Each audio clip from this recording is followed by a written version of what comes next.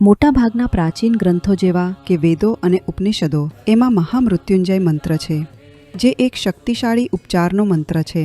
શું આ આધ્યાત્મિક જીવનનો ઉપયોગ રોગથી બચવાની દવા તરીકે કરી શકાય? તમે જે કહ્યા તેમાંથી એક પણ ગ્રંથ મેં નથી વાંચ્યા. એટલા માટે નહીં કે હું તેને ઉતરતું ચડ્યાતું કે બીજું કંઈ માનું છું, માત્ર એટલા માટે કે હું એ જાણવા માગતો હતો કે આ જીવની પ્રકૃતિ શું છે. તો જેમ જેમ મેં આના પર ધ્યાન આપ્યું, કહી શકું છું કે આ જીવને હું તેના મૂળથી અંત સુધી જાણું છું. પણ તમે મંત્રની વાત કરી રહ્યા છો.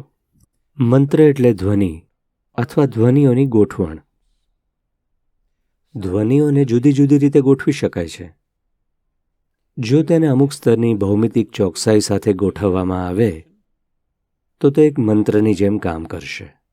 તેનો અર્થ છે, જુઓ, અત્યારે આપણે કોઈ ધ્વનિ ઉચ્ચારીએ તો તે હવામાંથી પસાર થઈ રહ્યો છે, પાણીમાંથી પણ પસાર થઈ શકે છે અને તે તમારી પેશીઓમાં ઘૂસી રહ્યો છે. તેથી જ તમે જો યોગ્ય ધ્વનિ પેદા કરો તો તે સિસ્ટમ પર અસર કરશે. તેને જ નાદ યોગ કહેવાય છે.